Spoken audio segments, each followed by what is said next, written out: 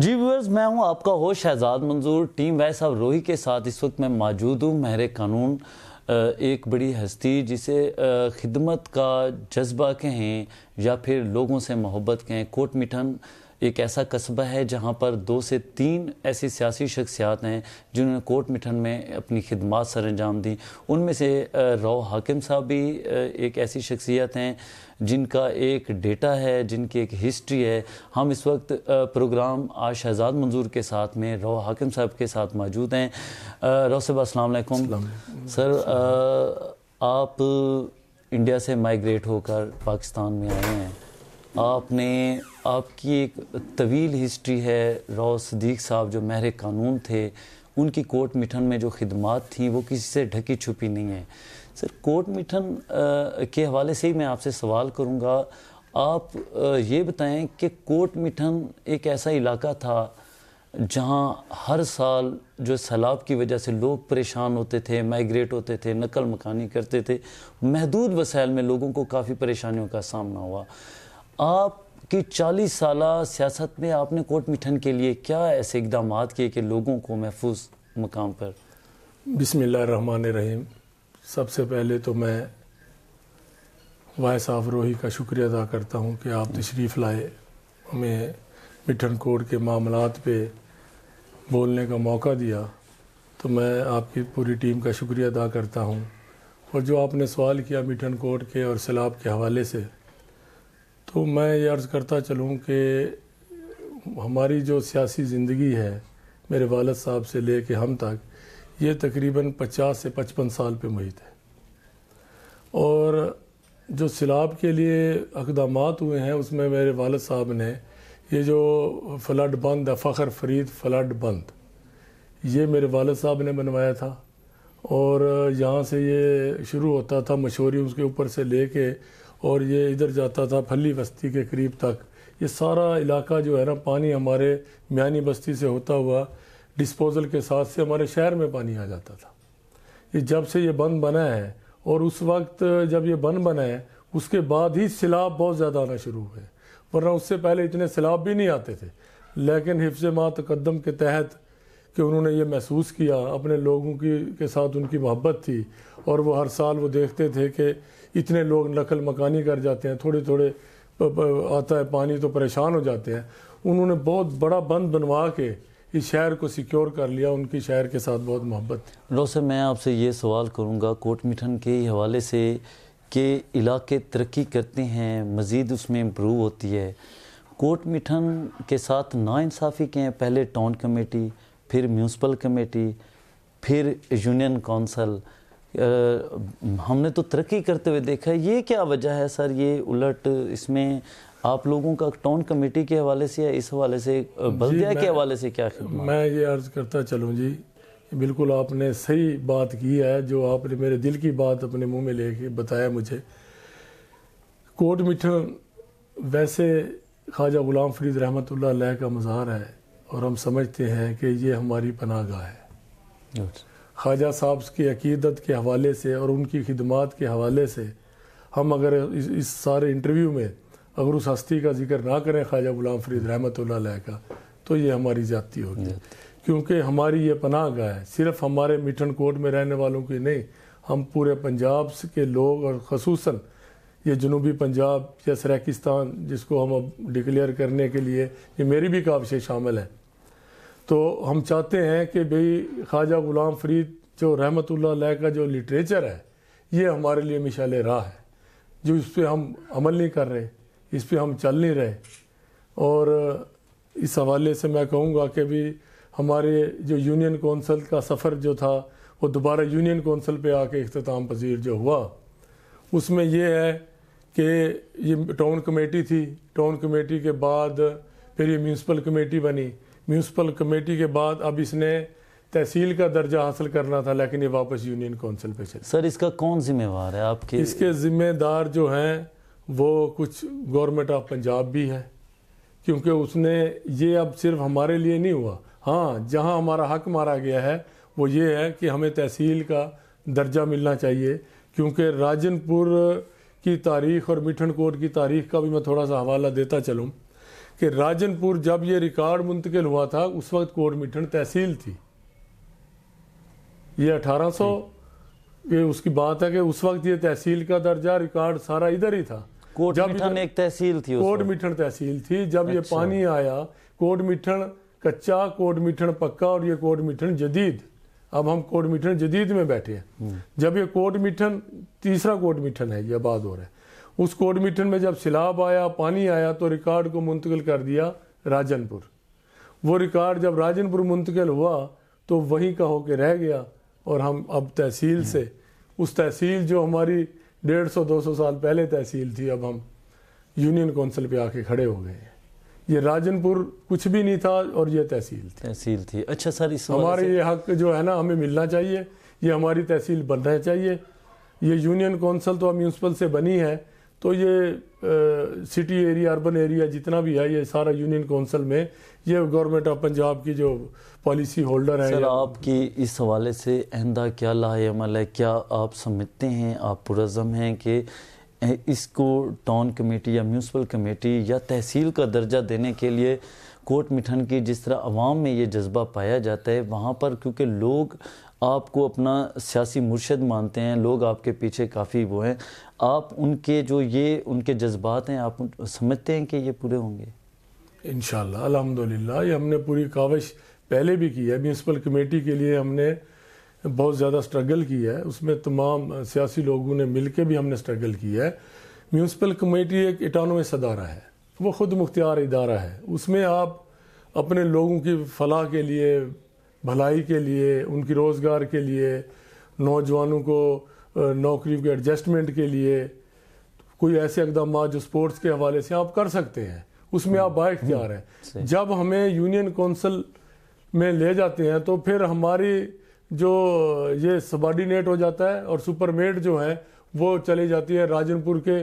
پھر وہ جو سیٹس ہیں چیئرمین شپ کی وہ پھر لارڈز کے پاس چلی جاتی ہیں. پھر عام بندے کا، عام پبلک کے لوگوں کا اس میں پھر وہ خدمات سر انجام نہیں دے سکتا جو ہمارے اپنے ہاتھ میں ہوں. اس طرح ہے کہ 40 سالہ آپ کا جو پولیٹیکل کیریئر ہے سر، ہم کیونکہ ایک ایسے کلچر میں رہ رہے ہیں راجن پور میں اور خاص طور پر کوٹ میٹھن جہاں کچے کا کلچر بھی ہے، بلوچی کلچر بھی ہے. یہاں پر لوگ جو ہے اپنی بچیوں کو اسکول نہیں بھیجتے پڑھنے کے لیے، ان کے لیے کوئی ایسے اقدامات نہیں ہیں، کوئی گورنمنٹ کی جانب سے بھی اس طرح کے کوئی اقدامات نہیں. کوٹ میٹھن میں آپ نے سر ایسا رو صدیق سے لے کر آپ تک جو یہ سفر ہے کوئی ایسا آپ نے اقدامات کیے ہیں کہ بچوں کی تعلیم کے حوالے سے؟ جی میں عرض کرتا چلوں کہ یہ جو ڈیرہ داری کا سلسلہ ہے اس میں یہ ہمارا جو ڈیرہ ہے اللہ کا شکر ہے اس میں 30 سے 35 کمرے اس میں ہیں موجود ہیں. اس میں سر میرا سوال تعلیم کے حوالے سے ہے کہ بچوں کی تعلیم کے حوالے سے. میں سر اسی طرف آ رہا ہوں. یہ تعلیم کے حوالے سے میں آ رہا ہوں کہ اب یہ جو باہر کے جتنے بھی لوگ ہیں تو اب تو پھر بھی کچھ ٹرانسپورٹیشن کا سسٹم ہے، پہلے نہیں ہوتا تھا. ہمارے ڈیرے کے پورشن جو ہے یہ مختص ہے. یہ ہاسٹل سمجھیں اس کو آپ. اچھا. ان کو آپ ہاسٹل سمجھیں. اور کچھ بچیاں جو ہمارے گھر میں رہ کے بھی پڑھ کے گئی ہیں. گڈ. کچھ بچے جو آج ایڈوکیٹ ہیں، آج جج کی سیٹوں پہ پہنچے ہوئے ہیں، بڑی بڑی پوسٹوں پہ پہنچے ہوئے ہیں، ہیڈ ماسٹر بنے ہوئے ہیں. باہر کے ایسے لوگ جو ہم دیکھتے رہے ہیں بچپن سے ڈیرے پہ ہمارے رہتے تھے، اللہ تعالیٰ وہ رہتے ادھر تھے، پڑھتے ادھر تھے، ان کا یہ ہاسٹل ہی تھا. یہ سلسلہ ہم نے بچے اور بچیوں کے لیے کوشش کی ہے کہ بھی ہمارا گھر، ہمارا یہ ڈیرہ یہ ان کے لیے، تعلیم والوں کے لیے، اور اس کے علاوہ بھی بچے اور بچیوں کے لیے الحمدللہ میرے والد صاحب نے بھی جو کام کیے ہیں اللہ ان کو غریق رحمت کرے، ان کو آسانیاں فرمائے. انہوں نے جو عوام کی خدمت کی ہے ان میں یہ جذبہ بہت زیادہ تھا اور ہم بھی انشاءاللہ اللہ کا شکر ہے. سر کوئی ایسی فرم، کوئی ایسا ادارہ جو بچوں کی تعلیم کے لیے کوئی ایسی درس گاہ کے حوالے سے کوئی اقدامات کیے گئے ہیں؟ درس گاہ بھی ادھر جو مدرسے چل رہے ہیں ادھر یہ ہمارے سامنے ایک مدرسہ ہے، اس میں ہم کوشش کرتے ہیں کہ ان کو یہ جو لٹریچر ہے اس کے حوالے سے بھی ہم سپورٹ کرتے ہیں کہ اور باقی بھی جتنے مدرسے ہیں ان میں بھی ہم جا کے بھی ہماری طرف سے بچوں کے عید آ گئی ہے، عید کے لیے بچوں کی تعلیم ہے، چھوٹے چھوٹے بچے ہیں ان کے لیے عید پہ کپڑے الحمدللہ جو ہو سکتا ہے. یہ ایسی چیزیں ہیں جو میں بالکل اچھی بات ہے. اچھا روز صدیق صاحب کے حوالے سے بتایا جاتا ہے کہ وہ کھڑا کرتے تھے، پہلوانی کا شوق تھا. تو اس تسلسل کو برقرار رکھنے کے لیے، نوجوان نسل کو سپورٹس میں لانے کے لیے یا بری عادتوں سے بچانے کے لیے بھی سر آپ نے اپنے سیاسی کیریئر میں والد صاحب کے ساتھ، کیونکہ آپ بھی ٹچ تھے، آپ نے بھی لوگوں کی خدمات کی، کوئی ایسا؟ میں سر اس میں پہلے تو اپنے بھائی رو محمد اقبال صاحب جو میرے بڑے بھائی ہیں، کزن ہیں میرے، ان کو بھی کریڈٹ دوں گا کہ انہوں نے یہ سلسلہ شروع کیا تھا اور میرے ساتھ مشاورت کر کے ہم نے ابو کے پاس جا کے کہا بھی ہم یہ ایک ٹرسٹ بنا رہے ہیں جس میں جو لوگ منشیات کی طرف چلے گئے ہیں ان کو واپس کنورٹ کریں کہ بھی یہ منشیات نشے کے عادی لوگوں اور رو اقبال ٹرسٹ کے نام سے وہ ٹرسٹ قائم کیا تھا. اس میں ہم نے مل جل کے کام کیا تھا. ابو نے ہماری سرپرستی کی تھی اور رو اقبال صاحب نے اس میں بڑا کام کیا. ابو نے ان میں فنڈ بھی جاری کروائے اور ڈسٹرکٹ کے چیئرمین تھے. گڈ. ڈسٹرکٹ کے عشر زکوٰۃ کے 3 مرتبہ چیئرمین بنے، ادھر سے بھی فنڈ دیے اور وہ 100+ لوگ جو ہے ماشاءاللہ وہ منشیات سے ہٹ گئے تھے اور صحیح راستے پہ آ کے جابز ہو گئی ان کی، وہ اچھی زندگی گزار رہے ہیں. اس کے علاوہ سپورٹس کے حوالے سے کہ میرے والد صاحب کا جو سپورٹ سے تعلق تھا وہ سلسلہ آج تک جاری ہے. وہ حیدرآباد میں تعلیم حاصل کی، ادھر ہی چلے گئے تھے پڑھنے کے لیے، ادھر ہی انہوں نے کلب قائم کیے. فٹ بال پاک مجاہد فٹ بال کلب کے نام سے شروع کیا. جب وہ ادھر آئے اتنے میڈل پڑے ہوئے ہمارے گھر میں سفیل بھری پڑی ہے. وہ مکرانی جو حیدرآباد کراچی کے مکرانی ہے ان کے ساتھ بہت اچھے پلیئر تھے وہ کراچی والے نا، ان کے ساتھ بھی بہت میچ کھیلے ہیں اور بتاتے تھے کہ میرا یہ پورا جسم، اتنے اچھے پلیئر ہیں وہ کہ انٹرنیشنل لیول کے پلیئر ہیں. اور میں اپنے کلب کا کپتان بھی رہا ہوں حیدرآباد سے. تو وہ پھر ادھر آئے تو انہوں نے ادھر اب نہ گراؤنڈ تھے، پھر وہ کہہ رہے ہیں ہم نہر سے پانی لے کے آتے تھے تو یہ گراؤنڈ ہم نے شروع کیے. کبڈی بھی کھیلتے تھے، فٹ بال بھی، ادھر بھی فٹ بال ریت پہ کھیلتے تھے. جب نہیں پھر وہ کشتی کھاڑے پہ بھی ان کا بہت محبت تھی، شوق تھا. وہ سلسلہ ان کے آگے ہم نے بھی سپورٹس میں نے الحمدللہ میں پنجاب سے فٹ بال میں کلر ہولڈر ہوں آل پنجاب کا. ہم آل پنجاب کے جو میچز ہوئے تھے پورے پنجاب کے، اس میں ملتان ڈویژن کی طرف سے کھیلا تھا. فٹ بال میں یا والی بال میں میں سمیش بال میں گڈ سمیش بال میں کھیلا تھا. تو ہم نے 4 میچ جیت کے، ہم 5واں میچ ہمارا فائنل تھا. فائنل میں ہم رنرز اپ تھے، دوسری پوزیشن پہ آئے تھے. فائنل ہم لوز کر گئے تھے اور وہ اس وقت ہمیں پنجاب کا کوٹ کلر ہولڈر کلر ہمیں لگا تھا. سر یہ تو ہے آپ کا کھیل کا میدان نا. سیاسی میدان میں آپ نے پریکٹیکلی 2002 میں پہلا الیکشن لڑا جس میں آپ نائب ناظم بھرتی وہ سلیکٹ ہوئے نا. سر اس میں آپ مجھے یہ بتائیں جب آپ نائب ناظم الیکٹ ہوئے آپ کا دورانیہ کتنی تھا اور آپ نے لوگوں میں کوٹ میٹھن کے اپنے لوگوں میں کیا ڈیلیور کیا؟ اچھا یہ دورانیہ بھائی جان میرا بدقسمتی سے 1 سال کا ہی دورانیہ میرا رہا ہے نائب ناظم کا. ویسے تو ٹینیور 4 سال 5 سال کا تھا، لیکن اس میں یہ ہوا کہ ہم نے 2 گروپ اکٹھے ہو گئے. ہم نے الیکشن لڑا اور ناظم اور نائب ناظم کی سیٹ پہ، پھر اس میں سینیارٹی اور مینیارٹی آ گئی. ادروائز جو فائنل ڈیسیشن جس وقت ہو رہے تھے اس وقت میرے والد صاحب نے، ملک غلام صابر صاحب وہ بھی میرے انکل ہیں، ان کو پچھلا الیکشن ہرایا ہوا تھا. جب 2 گروپ بیٹھ کے فیصلہ کر رہے تھے، سردار بیٹھے ہوئے تھے، گروپ لیڈر بیٹھے ہوئے تھے، ادھر سے بھی ادھر سے بھی، اس وقت تو ہمارا یہ وہ تھا کہ بھی ہم نے پچھلا الیکشن جیتا ہوا ہے ان سے، چیئرمینی کا یا ناظم کا حق ہمارا بنتا ہے. ہم نے ان کو پچھلے 2 الیکشن ہرائے ہوئے ہیں چیئرمینی کے. اب جب آپ فیصلہ کر رہے ہیں گروپنگ کا تو گروپ ہمارا جب 2 گروپ مرج ہو رہے ہیں تو پھر انہوں نے کہا یہ آپ سے بڑے ہیں، آپ ان سے عمر میں چھوٹے ہیں، آپ کا پہلا ٹینیور ہے، ملک صاحب آپ سے سینئر ہیں، یہ ہے فلان ہے. پھر میرے ابو رواداری کے قائل تھے، وہ محبت کرنے والے تھے، انہوں نے کہا دونوں میرے بیٹے ہیں کوئی بات نہیں. تو اس لیے وہ نائب ناظم کا، لیکن وہ زیادہ گروپ کا مرج جو ہے نا ہمیشہ سود مند ثابت نہیں ہوتا. وہ ایسے ہی ہوا دھوکے سے. میں ادھر تھا، موجود بھی نہیں تھا. عدم اعتماد کی تحریک غلط طور پہ فریبولس میری غیر موجودگی میں یہ بنا کے انہوں نے فرضی کاروائی ڈال کے، آپ یہاں پر نہیں تھے؟ میں ادھر موجود نہیں تھا اس وقت. یعنی اس وقت بھی سیاست میں یہ چیزیں تھیں؟ ہاں یہ چیزیں تھیں. بس وہ اب میں اس کے آپ اس کے اگینسٹ پھر گئے نہیں ہیں سر کورٹ میں؟ ہاں جی میں کورٹ میں گیا ہوں تو میں نے وہ الیکشن تو نہیں ہونے دیا. اچھا لیکن وہ پورا 4 سال میں نے کورٹ میں سے سٹے لے لیا. لیکن میں تو اپنی وہ جو لوگوں کی خدمت کے جذبے سے آیا وہ میرا ٹینور تو وہ تو ختم ہو گیا. لیکن 1 سال میں نے الحمدللہ بلدیہ میں سینیٹیشن میں نے 30 لوگوں کو بھرتی کیا. اچھا. اور میں نے جو تھے خاک بیلداروں کی بھرتی جو تھی وہ میں نے 8 لوگوں کو کرائی فیملی سے دی. آج بھی میرے وہ لگے ہوئے ہیں, پکے ہو گئے ہیں وہ میں نے بھرتی کروائے. اور اس دوران بھائی جان میں نے 27 لوگ جو ہے کانسٹیبل پولیس میں, پیٹرولنگ پولیس کی جب سیٹیں آئی تھیں وہ میں نے بھرتی کروائے. اور اس کے بعد جو لانڈری کی سیٹیں تھیں وہ 17 نوجوان جو تھے بچے وہ لانڈری میں, اور میں نے 2 سیٹیں ہیلتھ میں, آج بھی بچے لگے ہوئے ہیں, اور ایجوکیشن میں.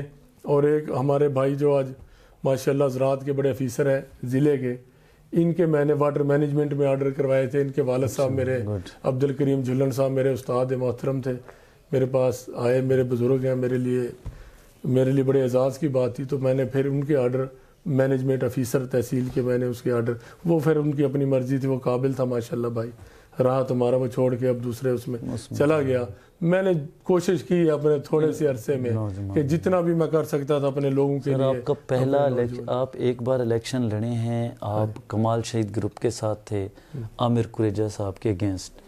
جو اگلا الیکشن تھا آپ کا, کسی کے ساتھ نہیں تھے, وہ ایک الائنس تھا وقت کے ساتھ جو الائنس بنا ہے اس میں, وہ تو ایک الگ چیز ہے سر. نیکسٹ الیکشن میں پھر وہ کمال شہید گروپ اور عامر قریجہ کا الائنس ہوا, آپ اکیلے تھے سر. پہلے آپ کہاں کھڑے تھے, بعد میں کہاں تھے, پہلے ٹھیک تھے یا بعد میں ٹھیک تھے؟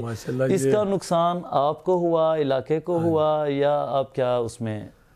بڑی ماشاءاللہ خوبصورت بات آپ نے فرمائی, اور مجھے خوشی بھی ہے کہ میں ایک تو یہ سمجھتا ہوں کہ ہمارا اقتدار جو ہے نا, یہ دلوں پہ اقتدار کو میں زیادہ قائل, عہدے سے زیادہ میں دل کے اقتدار کو زیادہ ترجیح دیتا ہوں.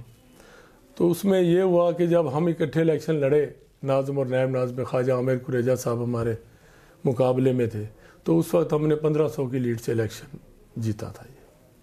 اور اگلے الیکشن میں الائنس تبدیل ہو گئے, عامر قریجہ صاحب اور ملک صاحب ایک پلیٹ فارم پہ آ گئے, اور میں اکیلا نائب ناظم سے, پھر میں نے وہ ناظم کا الیکشن لڑا.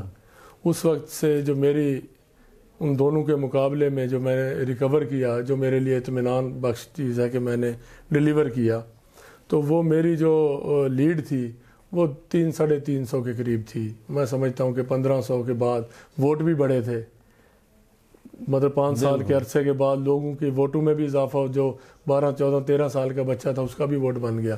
تو میں سمجھتا ہوں کہ میں نے 250-300 ووٹوں سے میری جو تھی ہار ہوئی تھی. اس میں بھی بہت چیزیں تھیں, اب میں ان چیزوں میں نہیں جانا چاہتا. اللہ تعالیٰ جو کرتا ہے انسان کے لیے بہتر. اچھا, کیمیکل انجینئرنگ کا ڈپلومہ کیا, آپ پنجاب کلر بھی تھے والی بال میں سر. اس کے بعد آپ نے پنجاب کالج سے لا کیا.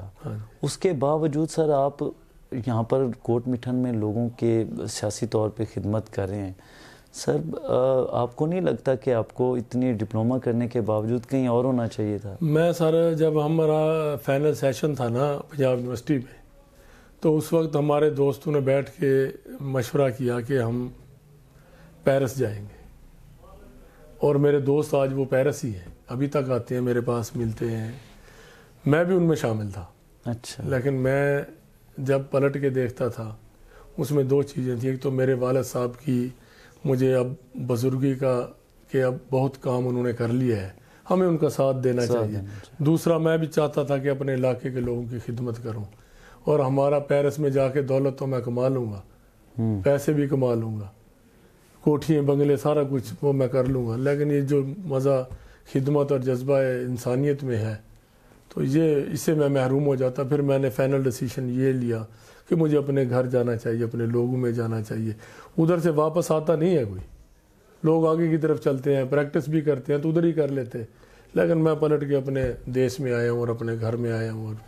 سر آپ کی جو 40 سالہ رفاقت سردار نصراللہ خان دریشک کے ساتھ, آپ نے علاقے کی جو ہے لوگوں کی خدمت کی, ان کے ساتھ ایک آپ کا بڑا الائنس تھا. اچانک سے سر ان کو چھوڑنا اور ڈاکٹر حفیظ صاحب کے ساتھ ٹھہرنا مقامی لیول پر، آپ اس کی کیا وجوہات ہیں سر؟ سردار نصر اللہ خان دریشک کے صاحب کے ساتھ جو الائنس تھا اور میرے والد صاحب نے ان کو پسند کیا تھا شروع سے، اور وہ اس کا ڈیوریشن تقریباً 46 سال پہ مشتمل ہے یہ سارا عرصہ۔ اس عرصے میں بہت سے نشیب و فراز بھی آتے رہے، لیکن والد صاحب نے ہمیشہ یہی کوشش کی کہ بھی میرا راجپوتوں والا ساتھ ہے تو میں اپنے اس ساتھ کو نبھاؤں گا، آخری حد تک نبھاؤں گا۔ اس میں انہوں نے کوشش بھی پوری کی۔ میں بھی یہ یہاں تک سلسلہ نہ چلتا، پہلے ہی ختم ہو جاتا، لیکن وہ اپنے کول فیل کے اور اپنی بات کے پکے۔ جب حالات اس ڈگر پہ آ گئے کہ اب ہمارے سے، اب میں ان کا گلہ بھی نہیں کرتا، ہمارا یہ راجپوت ہے، ہماری اپنی روایات ہیں، اس میں ہم کسی کو چھوڑ کے کسی کا گلہ نہیں کرتے، آج کسی کے ساتھ مل کے ان کی خوشامد نہیں کرتے، ہماری اپنی ایک لائف سٹائل ہے راجپوتوں کا۔ تو پھر کچھ چیزیں ایسی تھی جو ناقابل برداشت تھیں، تو ہمارے راستے جدا ہو گئے۔ ہم نے پھر علاقے میں سب سے بہتر جس شخص کو پایا وہ ڈاکٹر حفیظ الرحمان دریشک صاحب تھے، اور ہم نے ان پہ اعتماد کیا، اور الحمدللہ ابھی تک ہم ان کے اعتماد میں ہیں، وہ ہمارے اعتماد میں ہیں۔ ہمیں ابھی ایسا کوئی آپ اس وقت ڈاکٹر حفیظ الرحمان صاحب کے ساتھ کھڑے ہیں یا کسی سیاسی جماعت کے ساتھ کھڑے ہیں؟ میرا تعلق ڈاکٹر حفیظ الرحمان دریشک صاحب کے ساتھ ہے۔ میرا جو الائنس ہے وہ ڈاکٹر حفیظ الرحمان دریشک صاحب کے ساتھ ہے۔ سیاسی جماعت میں ہماری فیملی کھڑی ہے، لیکن میری اپنی ذات کا تعلق ڈاکٹر حفیظ الرحمان۔ سر جو اس وقت ملک میں سیاسی بحران ہے، جو حالات ہیں، آپ سر کیا سمجھتے ہیں، الیکشن ہو جانے چاہیے یا پھر حکومتی پالیسی ٹھیک ہے، کچھ آگے کچھ آگے؟ حکومتی پالیسی بھی صحیح نہیں ہے اور الیکشن ہونا بھی صحیح نہیں ہے۔ یہ تو سر دونوں کے اس لیے میں بتا رہا ہوں آپ صرف پہلے ایک سیاسی جواب دیں، پھر مہر قانون والا جواب۔ میں آپ کو جواب دونوں کا دوں گا سر، آپ سیاستدان بھی ہیں، مہر قانون بھی ہیں، سر آپ دونوں جواب دے رہے ہیں۔ میں یہ چاہتا ہوں کہ الیکشن حکومت کروانا نہیں چاہ رہی، حکومت کے پاس کوئی ان کی مجبوریاں بھی ہیں، کچھ ان کی پاپولیرٹی میں بھی کمی ہے، جس کی وجہ سے وہ الیکشن میں نہیں جانا چاہ رہی۔ یہ ریئلٹی ہے، صحیح ہے، ٹھیک ہو گیا۔ اب آپ کہہ رہے ہیں کہ بھی الیکشن ہو جانا چاہیے، میں یہ پوچھتا ہوں کہ بھی الیکشن تو ہو جانا چاہیے، یہ الیکشن ہوا نہیں تھا پہلے، یہ ہو کے تو یہ ختم ہوا ہے، اب دوبارہ میں اسی لیے یہی کہہ رہا ہوں کہ ایک چیز کو آپ ختم کر کے پوری اسمبلی کا آپ نے سسٹم کو ختم کر دیا، پھر آپ دوبارہ اسی الیکشن میں اسی پروسیس اب کیا ہو گیا، اس کو اسمبلی کو ڈیزالو کرنا صحیح نہیں تھا، اس کو چلنے دینا چاہیے تھا۔ یہ ٹائم کا جو الیکشن ہے، اب آپ کہہ رہے ہیں، میں اس لیے کہہ رہا ہوں، میں نے آپ کو پہلے بھی کہا ہے، میں جو دل میں جو صحیح بات ہوگی وہ میں کر دوں گا۔ ہم یہ کول و فیل والے بندے ہیں، اور سیاست میں بھی بندے کو کچھ اصول اپنانے چاہیے، صرف یہ نہیں ہے جس کے ساتھ ٹھہرا اسی غلط بات کی بھی ہم ہی بھرتا رہے۔ اب اگر یہ الیکشن ہو جائے، ابھی تک وہ الیکشن ختم کیوں ہوا تھا، اب کیوں ہونے جا رہا ہے، اس میں کیا انہوں نے ترامیم کی ہیں، کیا مطلب کوئی موڈیفیکیشن ہوئی ہے، ترامیم میں امینڈمنٹ ہوئی ہیں، کیا کیا ہے؟ اب وہی الیکشن، وہی ختم، پھر وہی الیکشن۔ اچھا، اب اس کا یہ ہوگا کہ پنجاب میں اب ایک حکومت بننے جا رہی ہے، اگر الیکشن ہو جاتا ہے، وہ بن گئی، حکومت قائم ہوگی، پھر اگلی حکومت ختم ہو جائے گی۔ اب وفاقی حکومت کی کمانڈ ہے، ان کے پاس ہے سسٹم، فنڈنگ، حکومت، اس میں پنجاب کا الیکشن ہوگا، وہ ایفیکٹ ہوگا۔ جب پنجاب کی حکومت بن جائے گی، وہ نیشنل اسمبلی کے الیکشن کو ایفیکٹ کرے گی۔ میں یہ کہتا ہوں الیکشن اکٹھے ہونا چاہیے، ہو جب ہو جائے، کل ہو جائے، پرسوں ہو جائے، جب ہو جائے، ہونا اکٹھے چاہیے۔ ہم مقامی طور پر آپ سے بات کریں گے، لوگ یہاں پر رو حاکم صاحب کو دوبارہ جو ہے کسی پولیٹیکل عہدے پر دیکھنا چاہتے ہیں۔ سر اگر آپ کو موقع مل جاتا ہے پھر سے، اگر آپ ایک بار پھر جو اقتدار کے ساتھ آ جاتے ہیں، تو سر آپ کوٹ میٹھن کے لیے آپ کیا جذبہ رکھتے ہیں، کیا کام کرنا چاہ رہے ہیں؟ انشاءاللہ اگر اللہ پاک نے، ابھی موقع تو انسان کی زندگی میں آتے ہی رہتے ہیں، مواقع اللہ تعالیٰ دیتا ہے، یہ کبھی ممکن نہیں ہے کہ ایک بندے کو دکھ دے اور اللہ اس کو سکھ نہ دے، پریشانی دے اور آسانی نہ دے۔ جی سریکی کی مثال ہے کہ دکھ ہے جڑا ڈوبی دا پانی آخر مک ویندے، یہ اللہ تعالیٰ انسان کو موقع دے کے آزماتا ہے، کبھی کچھ لے کے. ہم تو اس قابل نہیں ہیں کہ اس کے امتحان میں پورا اتریں، لیکن میری پھر بھی یہ خواہش ہے کہ میں چاہتا ہوں کہ اگر اللہ پاک مجھے با اختیار موقع دے تو میں چاہوں گا کہ ہمارے وہ لوگ جو اچھے لوگ ہیں، ایماندار ہیں، انٹلیکچول ہیں، ان لوگوں کو آگے آنا چاہیے.